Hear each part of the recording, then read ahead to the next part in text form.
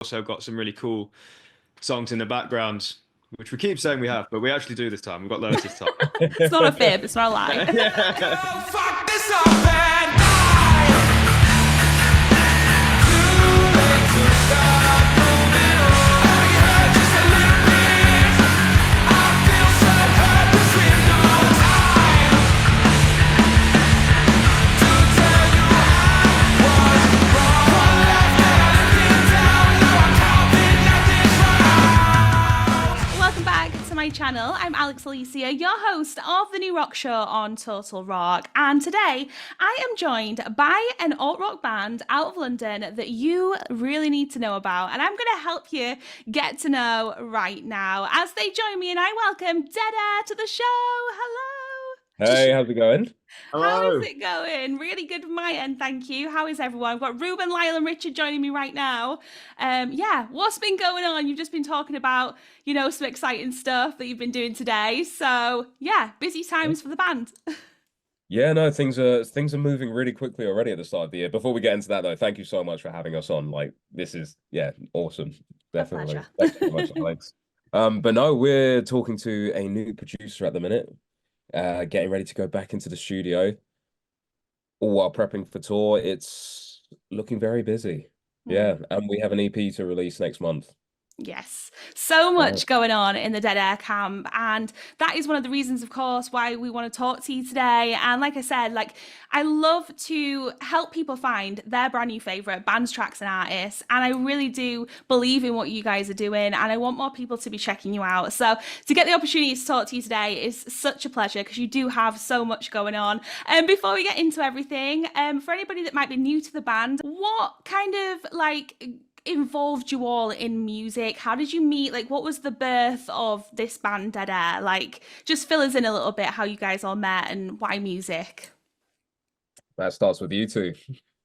Yeah, I'm happy to take this one now, unless you want to. Go for it. My dog's going mental in the background. I'm sure you can all hear. Me and Lyle actually met in 2015. So we went to uni together. So we literally met on day one of uni up in Leeds. And kind of, to be honest, didn't actually really realize that we were both into music. I think me and him had pretty similar kind of childhoods, like playing an instrument at home, loving just listening to kind of music that no one else listens to and all that sort of stuff, and digging into like Led Zeppelin, Kyuss, all this Queens of Stone Age, that kind of thing. But we kind of bonded over other things, I'd say, in the first 2 years of our friendship. Classic. Yeah.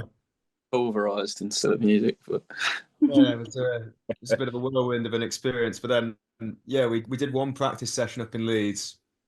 It was good fun. We did actually rehearse in the uni's venue, which one day, if we get to play that, will be a real coming of age kind of full circle moment. Should be sick. Did that. It was really bad. We ended up playing Jasper Shush, playing covers of Arctic Monkeys and Royal Blood and stuff. And then we both moved to London.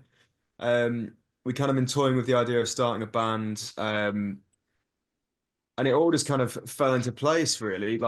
Me and him were demoing some. Lyle, you continue. I'm my dog quickly. Hold on. Take this one off. It's okay. A fourth member of the band. We love it. Exactly. It's the best roadie you could ask for. Yeah. So like Rich said, we both moved out to London, and then I was just out and about in Streatham, and walked into your old record store, Ruben. So Ruben used to own a record store. Got chatting, trying to see if he's got any punk records and all that. He didn't. He tried to sell me rock. Actually, it was really it was not punk at all. But then he just got chatting about music, and then I was like, "Oh, do you want to come to a practice session?" We decided to kick off Dead Air. That's so exciting. And kind of when you think about it, sometimes it's meant to be, like you say, you went into the record shop, you met Ruben, then things fell into place. That's so cool. And also cool that I'm going to claim you a little bit up here then, because Leeds is near me. So technically you started in the north. So South London, move aside. It's all about the north. No, that's really cool, guys. And Yeah, you mentioned already the EP that's coming out next month. I want to congratulate you first of all. It's been a great year for you already. A new single out as well, of course, Die with the music video. It was out on the 10th of this month, and I'm really loving it. I love all of the stuff that I've been hearing from even the previous EP as well. And I mean it because I've put you on the show, and I was so thrilled to play you guys. I just want to know, like, from your perspective, you know, like when you work on an EP for the second time, because this is going to be your second EP Elements, what is it like? Because people do say it's very cliche, but like your first EP is like, the first time that you'll ever get to do like an EP or an album. It can be quite daunting, all that kind of stuff. And then the second one, do you approach it differently at all? Like, do you kind of go into it and go, right, we did this, that, and the other with the first one. We know we do want to do this or don't want to do this for the second. Like, what is that process like, creating the second one? Boy. Well, you're spot on. Everything we really thought about the second EP. The first one was just very raw. None of us had ever recorded an EP. I think it was both of your first times in the studio ever. Mm. So it was just you're still just trying to get to grips with everything. And then by the time you get to the second, well, we got to the second EP, it was very much, how do we really want to do this? What do we want to portray? What do we want to say? So there was a lot more thought going into it. Even where do we want to record? Mm. All the equipment, what kind of equipment do we want to use? It was just whatever you had in your hands at the time that you can get your hands on. Yeah. When we had a producer on that the other day, and that made a world of a difference. And really, at least from myself, I looked at songwriting a lot differently after having his input in there. So yeah. Yeah, a lot of things to think about. Yeah. In what way were you kind of like starting to look at songwriting differently? Do you mean like from like a lyrical point of view, or you want about structure wise, or because it's quite cathartic, isn't it? But also a scary process, songwriting in general, especially when you're a lyricist. So yeah, like in what way did you feel influenced this second time around? Definitely. Well, all of the above, essentially. That first record was a lot of just there. You didn't know where the choruses were. There was a lot of free flow to it, whereas Mm. there was a lot more intent behind what we were doing on this EP Elements. Mm. And then lyrically, I guess it was, even instrumentation wise, it's all about cutting the fat. Sometimes you're just saying too much, you're playing too much, and it's just the old one that every producer's going to say to you, less is more. Mm. That just keeps her in its head. So that has been the takeaway that I had from this record. Yeah, I wanted to ask you as well, because when I was reading about you guys like creating this one, I know that you spent like an awful lot of time in the studio, literally. Like you stayed over there, didn't you? And you literally would like stay there, sleep there, wake up there, have your brekkie there, then crack on, like fully immersed in the recording process this time around as well, right? Yeah. Rich? Yeah, no, it was I think it was quite going back to like your point as well. I'd like from the first to the second EP, like the whole process of doing this was a lot more structured than that. So we were all at the time working kind of full-time jobs. We were like, right, the only way we can do this is if we book. Well, I think we booked like 4 weekends, didn't we? In the end, or 3 or 4. Yeah. We literally did get there Friday and then stayed till Sunday. Yeah. But like there was so much more. I think because we had at least one song from the first EP that kind of we knew we'd hit a nail a bit, and that was Teeth Grinder, where people seemed to connect with it, and we were getting people reaching out to us from like all over the world. So we were like, oh, like this is kind of more than we thought. Because the first one you just go in, it's like, oh, this sounds cool, great, let's put it out. No one cares, like it's just music at the end of the day. But then once you have a little bit, you're like, oh, we need to really think about this. Yeah, so I think that's why it took a lot longer to do as well, because we were working with a producer the first time as well. Like that changed the dynamic a bit, for better or worse. And yeah, it was good. But yeah, it was a lot of studio time. I think we're trying to streamline the process a little bit for this next couple of songs. Yeah. Yeah, of course. And also, like, I like that you just touched on that as well. Like, that that is the case for a lot of emerging artists, and especially like independent artists as well. Like, there are other factors that you have to consider, and it can't always, even though you want it to be, solely be about the music. You know, people have full-time jobs, people have other things in life to have to, you know, consider as well. So I just wondered for you, like, as you know, emerging musicians, like, is there anything that you would love to see maybe introduced or changed, or anything in the industry that could help, you know, musicians like yourself? Is there anything that you're like looking forward to seeing maybe change and evolve, or anything that, you know, you thought, wish this would happen? Well, speaking for myself, I wouldn't mind like like the team we have on board are amazing, and we're really lucky to have partnered with Flytip and Finn. Like Finn is, we chat to her all day. She's amazing, but we've never had that really in the industry. But it feels a bit like the industry has gone from being a kind of investment in a band to see the return Hmm. to kind of all the emerging bands competing with the bands that have already had that growth from the industry, but kind of comparing them on the same metrics. Hmm. So it's like, oh, you haven't got a million followers on Instagram, TikTok, and Spotify, but actually your music's amazing. So we're going to get you to that place by allowing you to focus on your music.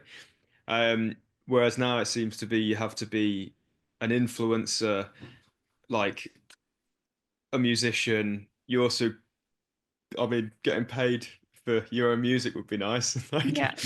Um, that to be fair, that'll be the biggest thing for Hmm. me. Like, I don't know how many all-time people have listened to our music, but even if they just paid like £2 to have access to our music, every single one of them, we could do this full time. Yeah, it's so simple, isn't it? And it's Like, just so little of an amount for yeah, each individual person that really could help. yeah, Mhm. and like and Yeah. comfortably do it full time as well. Like it Yeah. wouldn't even be a consideration. So that would be something I'd change. Don't know if Lyle, Rue, you want to jump on?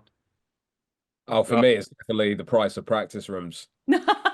I honestly, cannot believe, even in the length of time that we've been a band, Yeah. we've seen it almost double in price just to practice. And no one, not everyone can afford to have like a silent kit, IEMs, electric drum kit, all this kind of stuff. Mm. Uh, yeah, it's just unfair. I don't know how someone who hasn't got a full-time job can afford to go into these practice rooms for the most part. Yeah, Yeah. that's my 2 cents on that. Yeah. And what about you, Lyle? Are you the same? Do you feel like you want to like see any changes or anything like that kind of emerge real soon? I don't know. It's about something that I would like to see, but something that is definitely that is good is Mhm. probably a lot more support of like grassroots music venues at the moment. There's definitely a lot of push for that, Mm. um, and that's I think everyone sort of recognizes how important they are, especially in a genre like rock Yeah. or bands in general. Really, we all start from these sort of lower rungs of venues of like 100 cap venues, and to see the support that they're getting recently of various organisations, it's pretty great actually. So that's one good thing that's coming out recently, I think, because obviously everyone's realising if you lose that, you lose your rock and roll.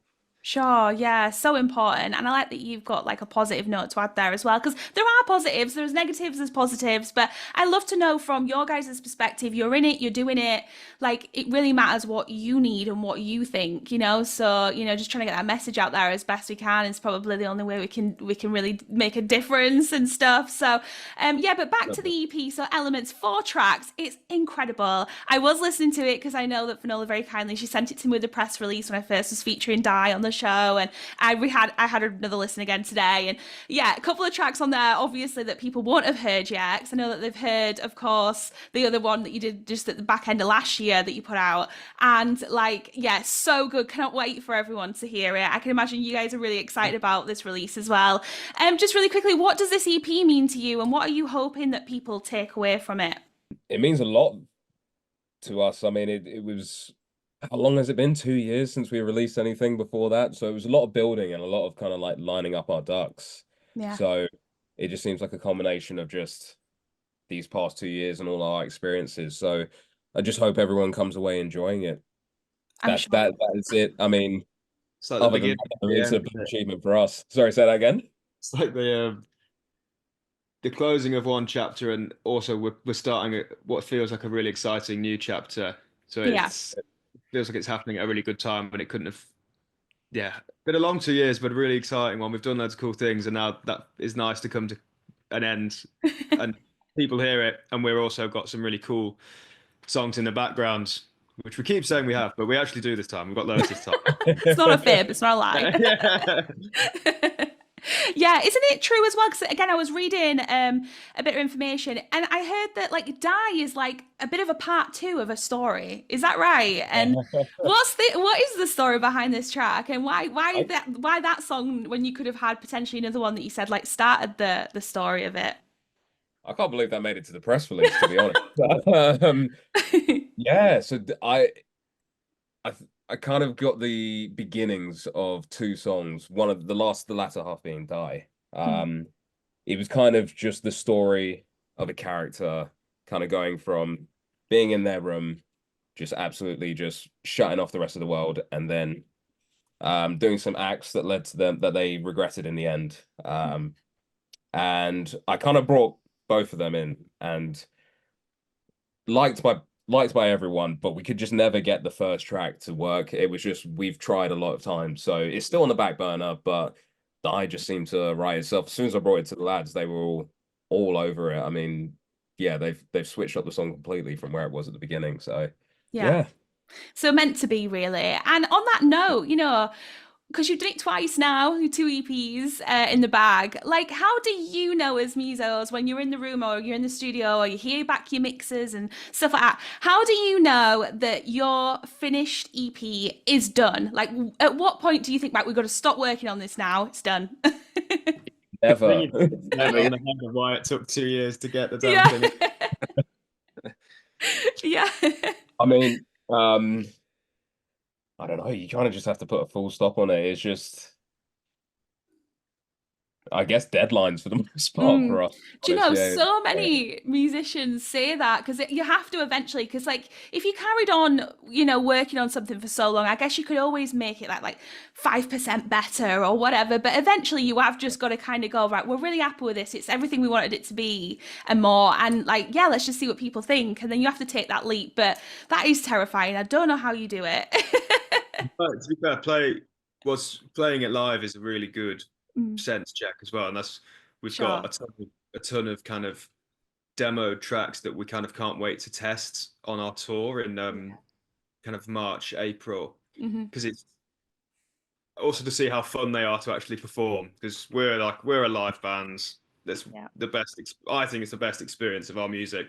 And just to see how people actually react to something as well is quite a nice thing, and also can be kind of painful at times when you thought you were on to the next Smells Like Teen Spirit or something like that.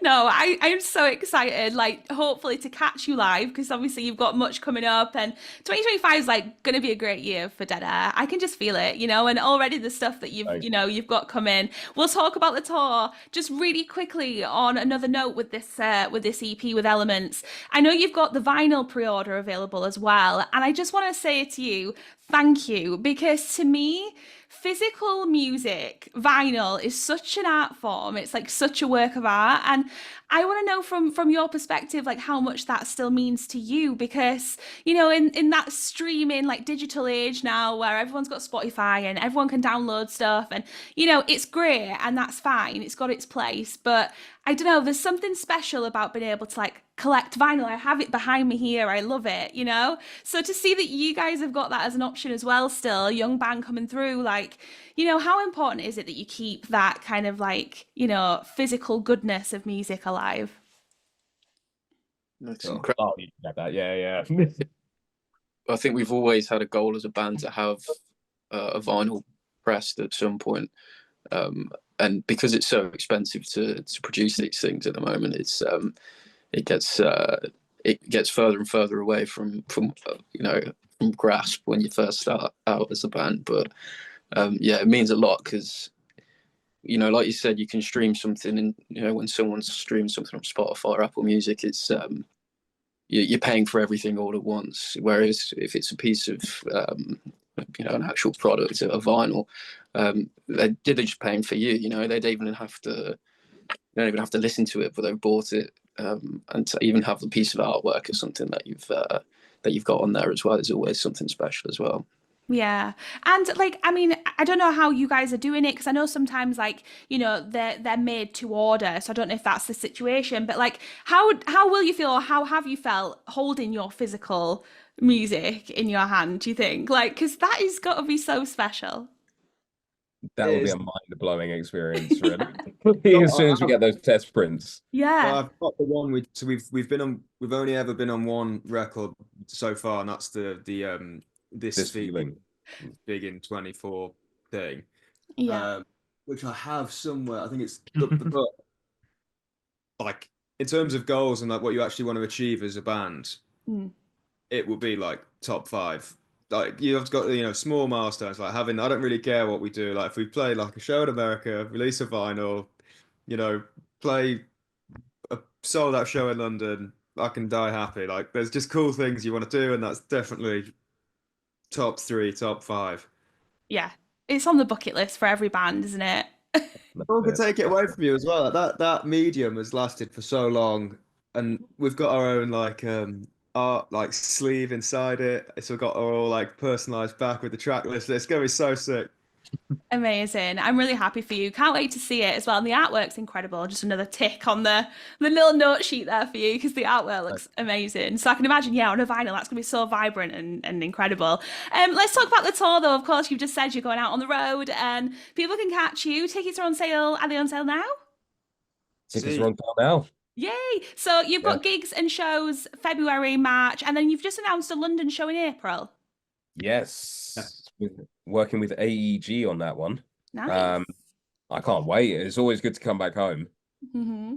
do a tour. Yeah. Yeah. Yeah, so you're going to be playing all the new stuff and everyone's going to get to hear it. And obviously, I'm assuming songs from the first EP too, just going to get a really cool live show, a great experience from you guys, I can imagine. yeah, most definitely. It's we've been practicing very hard for it, and we're literally just gonna cane the practices until the tour. We're gonna have a ton of new music, the EP obviously, Mm. maybe even a couple of covers, but we'll Ooh. wait and see. Love it. So people really need to buy the tickets as well, because like you said, the rehearsal rooms are expensive. So come on, everyone, like let's do a bit. No, I also want to mention as well, like about the tour. With like your music videos, Ruben, this is probably like a question for you more specifically, but like I have to mention it. I know that like, in the videos, you often have like no shoes, you're bare chested, like you're really like connecting like spiritually with the music. And I know like other musicians have said in the past that playing live is a real earthy experience, and you really do, like, because like your feet are solidly planted on the floor there, like skin to stage, or whatever. And I wondered if you feel like you would describe it in the same way. Like, what is it like as a musician, a performer, to perform live? Wow. It is definitely a lot of physical catharsis for myself. Um, I guess no, definitely spiritually as well. But yeah, when it comes to the live show, it's definitely a lot about the physicality of it, especially with our music. Mm. And not so much so for myself as Rich, because he's whacking all kinds of things constantly. I'm just trying to get my hands around the bass, but it's yeah, no, there's nothing like it. Honestly, that's why I'm still here after all this time. Mm. That we've played some great shows, and just the energy you feel on stage, or even not when it's just us three in the practice room. Same thing's happening. Shirts off, we're in there, we're just enjoying it. So, yeah. Exactly. Exactly. What about you, Lyle? Like, what is it like? Like, you're out there with your guitar, you're giving it some. Like, how would you describe that feeling? Like, if you can, because I know it's really difficult, because I know it's a feeling thing, but yeah, what is it like? Exhausting, I'd say. Yeah, I don't know. It's like it's one of those things that you when you've come off stage and you feel like you've done a good job, you feel like you're the man. You feel like you're top of the world. It's yeah, like Ruben said, there's really much like it. It's performing. It's being someone else, I guess, for a little while, because it's not something you just go around doing, being crazy on stage. But yeah, it's sort of just taking a different form for about 30 minutes and trying to be just a performer, just trying to make it worthwhile that people Yeah. have come looked at you and listened to you for like 30 minutes or an hour or whatever. Yeah, sure. It's so special to, you know, go and see bands as well, especially like I say, when a band's emerging, go and see them in those smaller venues when it really is like the most chaotic, wild, like really close-knit experience. And I've checked out you guys from like live footage on YouTube. That's the best I could do at the moment because I haven't seen you in person yet, but I do really hope to this year. And I know that you played Bloodstock. I know that you've played like Isle of Wight, and obviously we're in a new year now, and there's not been much that you can say or announce or anything apart from what's already been announced for shows. But do you have a bucket list of maybe festivals or places that you want to like maybe play? Have you got anything, you know, that you're sitting there together as a group and going, yeah, we really want to strive to be on this stage or play this show? For sure. I'd say Reading and Leeds is a big one for us. Yeah, huge. And definitely doing an American tour. That is just something which is just from day one for us. We've always had on the bucket list. Yeah. I'm trying to think of other festivals we'd want to do. Download would be massive as well. Download would be really sick with you guys. I know it'd go down so well. Come on, Download. We just gotta like nudge them. Yeah, that would be amazing. Lads, any other ones you got in mind? For me, I'd love to do Red Rocks. I think that'd be awesome playing Yeah. there. And Glastonbury as well. Not expecting a call up from Emily Evis anytime soon. I'm not sure we're her type of music, but love that place. It's a really sick weekend. So that'll be cool. Definitely. Manifest it. That's what we've got to do. So we're manifesting Dead Air, getting to America, playing Reading and Leeds, playing Download, manifest. That's what we're going to do. On a couple of random notes, I've just got to ask you, before we kind of like wrap up, it's been such a pleasure.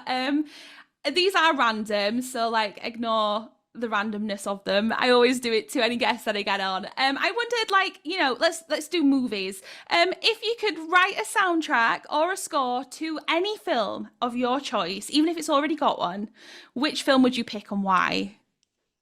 Ooh. Whoa. It's a difficult task. The Godfather. Ooh, straight in there with a classic. Wow.